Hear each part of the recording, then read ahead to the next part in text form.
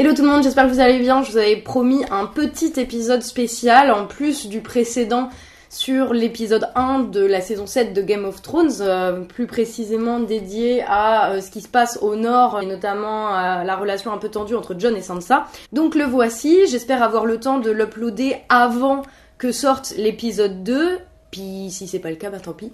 Donc voilà, au nord, il y a Jon et Sansa aidés par d'autres maisons du nord et les Chevaliers du Val qui ont repris Winterfell, leur maison familiale au Bolton et notamment à Ramsay, et qui donc s'installent. Et là, la saison, en fait, elle s'ouvre sur le début de la guerre, la grande guerre avec les marcheurs blancs et le rôle que va avoir le nord dans la défense des 7 royaumes au cours de cette guerre. Donc la saison 6 s'était terminée sur Jon Snow couronné roi du Nord par tous les Nordiens qui sont présents, qui regrettent de pas avoir répondu à l'appel quand il fallait, etc., etc. Donc là, on en est à l'organisation de la défense du Nord et des 7 royaumes face à la menace des marcheurs blancs. Et donc avec Jon Snow qui a un rôle central dans cette défense des 7 royaumes, puisque en tant que roi du Nord, c'est lui qui va être chargé de mener la bataille contre les marcheurs blancs. Il a obtenu une légitimité vis-à-vis des gens du Nord parce que il a combattu les marcheurs blancs déjà à Durlieu il y a 2 saisons. Il a été commandant de la garde de nuit, il sait ce qui va se passer, il a eu le feeling, et donc c'est lui qui est en gros tout indiqué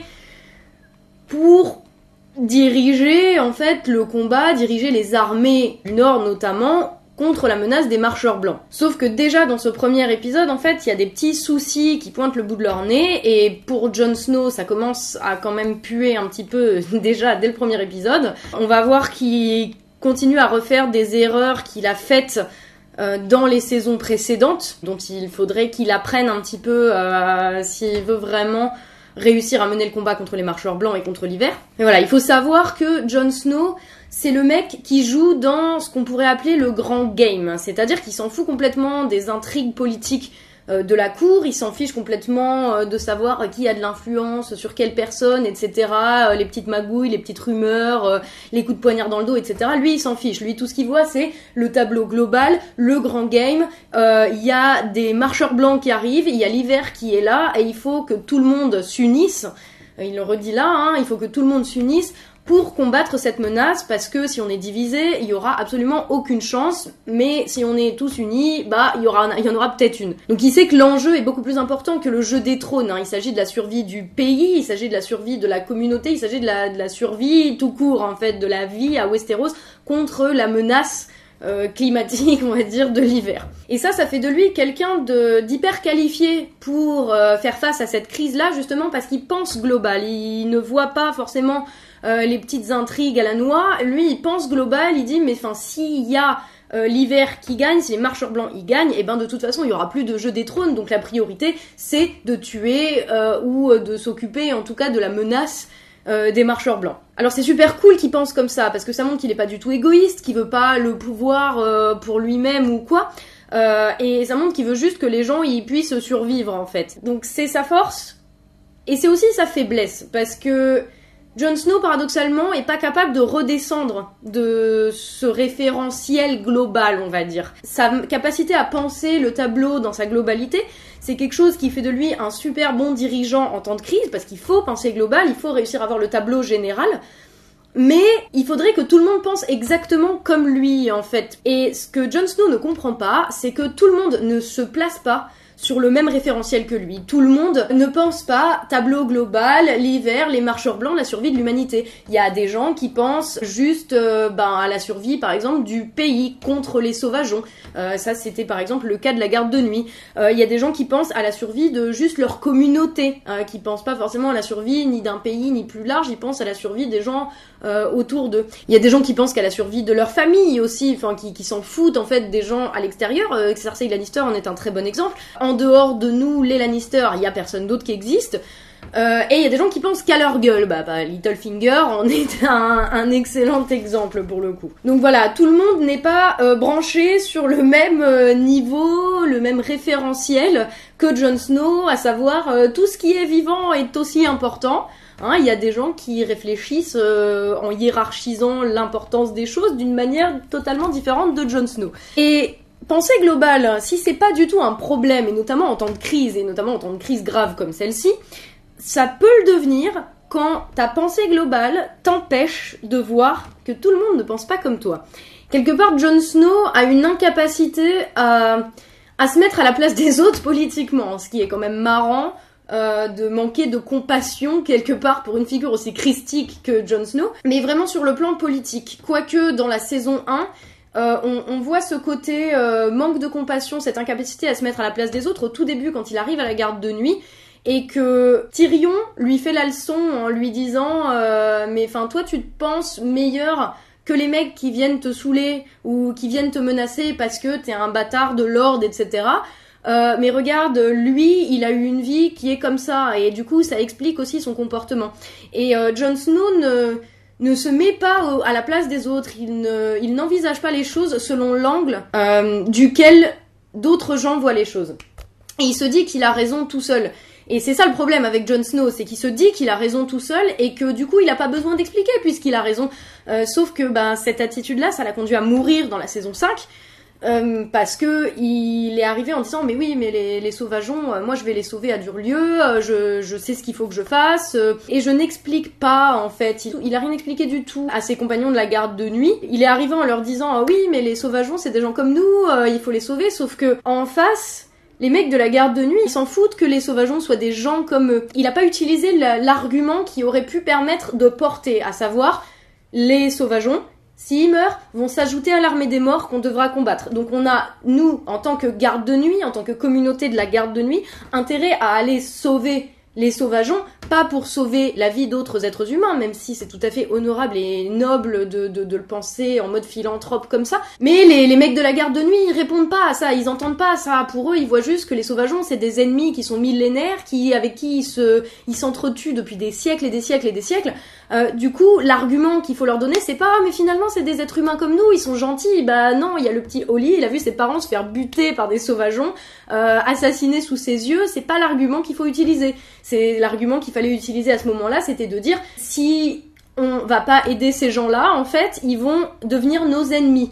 Autant les avoir de notre côté pour qu'on soit plus nombreux quand il faudra se battre. Il aurait fallu qu'il fasse référence à la communauté de la garde de nuit plutôt qu'à la communauté le royaume des hommes dans son ensemble, qui est le seul référentiel sur lequel Jon Snow se base. Et c'est pour ça que ça a donné des opportunités à des mecs comme Sir Alistair Thorne qui ont pu organiser un coup d'état et le tuer. Et en fait, là, dans cette scène du premier épisode de la saison 7, on retrouve exactement cette même attitude du j'ai raison parce que je pense grand game, je suis le seul à penser en termes de grand game, je suis le seul à avoir vu le roi de la nuit, je suis le seul à savoir à quel point la menace est importante. Ouais, ok, c'est peut-être vrai, et c'est vrai d'ailleurs. Mais pour être dans le game politique et pour mener justement le combat contre un ennemi extérieur, il suffit pas de penser grand game, il suffit pas de théoriser l'ennemi et les conséquences que ça aurait si l'ennemi gagnait. Ça suffit pas de penser global, il faut aussi comprendre les attentes des autres, comprendre ce qu'ils veulent, comprendre ce qu'ils préparent, pour éventuellement même les convaincre de se rallier à toi, parce que c'est toi le mieux placé, parce que tu penses global, parce que tu penses grand game,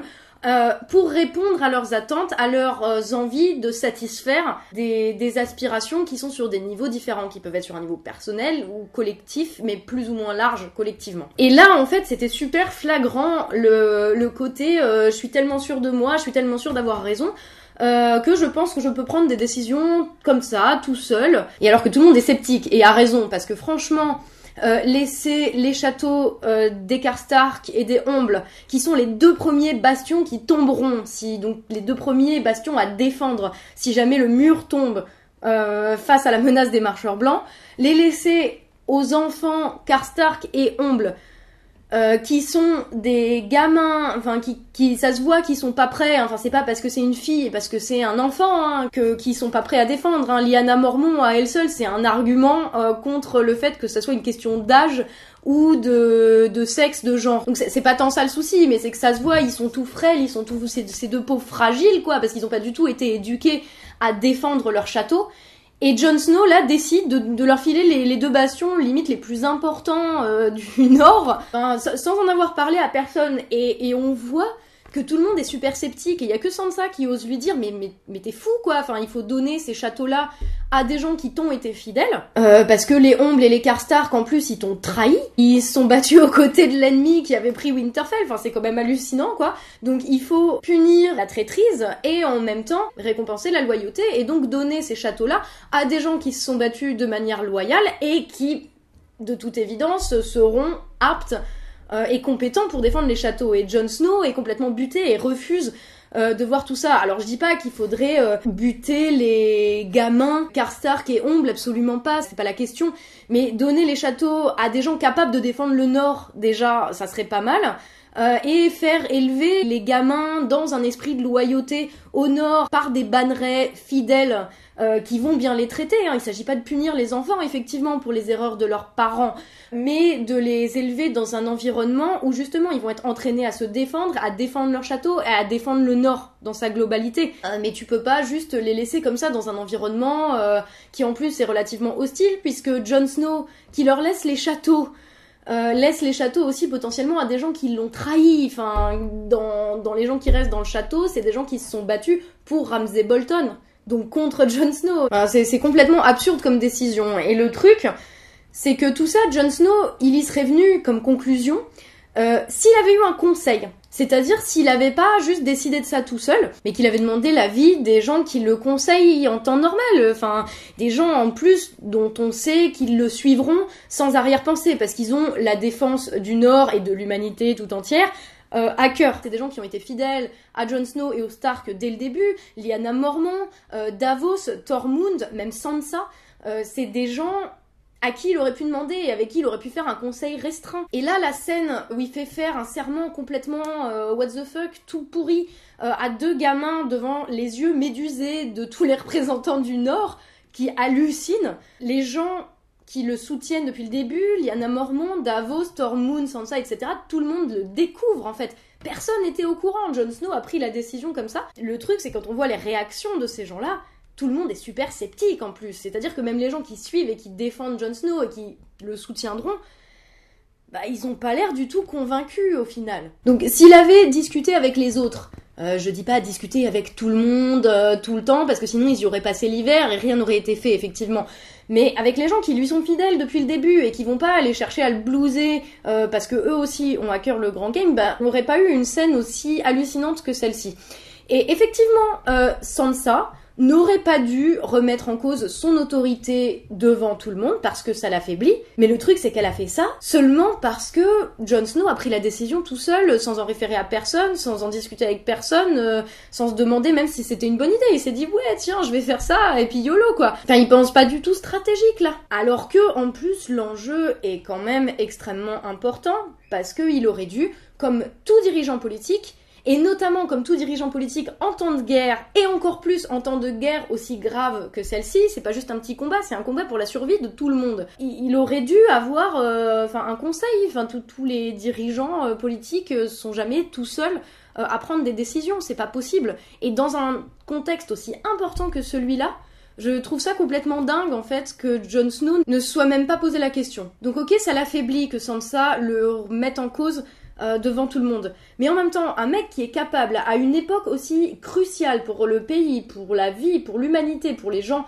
de prendre seul des décisions que tout le monde trouve imbéciles en plus, y compris ceux qui le soutiennent, et qu'il aurait conseillé s'il leur avait juste posé la question, est-ce que franchement, il est le mieux placé pour diriger? Est-ce qu'il est le mieux placé pour mener cette grande bataille qui va déterminer si le monde survit ou si c'est la fin? Et c'est, je pense, la question que Sansa aussi, elle se pose, en fait. Et c'est la raison pour laquelle elle l'avertit un petit peu contre les mauvaises décisions, les décisions stupides, elle dit, qui ont fait perdre leur tête à Ned et à Robb Stark. Et en plus, ce moment-là où ils discutent, ça fait écho à la scène dans l'épisode juste avant, je crois, la bataille des bâtards, où Sansa prévient Jon Snow par rapport à Ramsay, et elle essaye de le conseiller et de l'avertir, et de lui dire mais tu le connais pas, moi je le connais, écoute-moi, il va essayer de te faire tomber dans un piège. Et Jon, bah évidemment, comme pour tout le reste, il ne l'écoute pas et il tombe dans le piège et il attaque alors que il est trop faible pour attaquer, qu'il a pas les forces. Et heureusement que Sansa a fait mander les chevaliers du Val via Littlefinger parce que sinon tout le monde serait mort. Et du coup je me demande en fait dans quelle mesure Jon n'est pas en train de reproduire exactement les mêmes erreurs qu'il a faites à la garde de nuit, et lors de l'affrontement pour la reprise de Winterfell, et aussi dans quelle mesure Sansa, elle, est pas en train de comprendre ça et de se dire il faut que je protège mes arrières un petit peu au cas où Jon fait nimp pour reprendre le contrôle de la situation. Genre, est-ce qu'elle va par exemple essayer d'outrepasser Littlefinger pour gagner directement le soutien des Chevaliers du Val? D'autant en plus que le commandant des Chevaliers du Val, c'est le premier qui a exprimé un désaccord avec la décision de Jon Snow et le coup des châteaux. Est-ce que Jon va redescendre de son référentiel, on va dire idéaliste, pour prendre en compte les avis des gens qui le conseillent et empêcher qu'il y ait le chaos complet au nord? Et ça, Jon Snow, il en est même conscient, mais si tout le monde se bat entre soi dans le nord, s'il y a des luttes de pouvoir et des querelles intestines, le grand game, il va être affecté négativement par ça. Le grand game, il sera moins probable qu'il le gagne s'ils sont pris dans des espèces de petites querelles internes entre eux.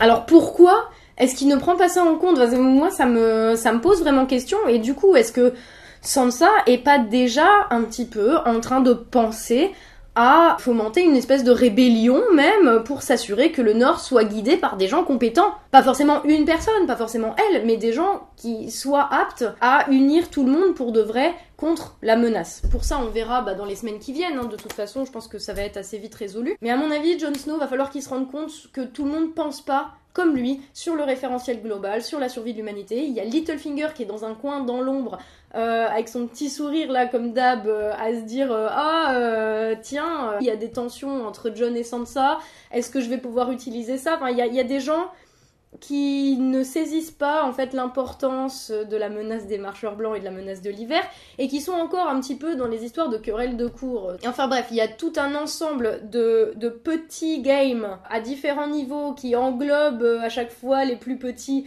à prendre en compte dans le game global, et pas juste c'est une lutte entre la vie et la mort, je suis Jon Snow, le Christ, qui va être martyr pour sauver l'humanité. Enfin mec, si tu fais ça marchera pas, tu vas te faire planter, et en plus ça serait totalement irresponsable de sa part d'agir comme ça, parce que ça mettrait directement en péril justement le grand game, de ne pas prendre en compte tous les petits games, tous les référentiels qui sont en dessous. Voilà, cette vidéo est terminée, j'espère qu'elle vous a plu, n'hésitez pas à me dire ce que vous en pensez dans les commentaires. Est-ce que vous êtes d'accord? Est-ce que vous pensez que Jon Snow a bien ou mal fait de donner les châteaux aux Ombres et aux Karstark? Est-ce que vous pensez qu'il risque de se faire un petit peu encore poignarder dans le dos et de mourir une deuxième fois? Donc voilà, n'hésitez pas à me dire ce que vous en pensez. Vous pouvez aussi me soutenir financièrement via ma page Tipeee, je mets le lien juste en dessous. Et puis, on se retrouve dans quelques jours pour le prochain débrief politique, cette fois sur l'épisode 2 de la saison 7. Allez, à très vite et bonne journée à vous.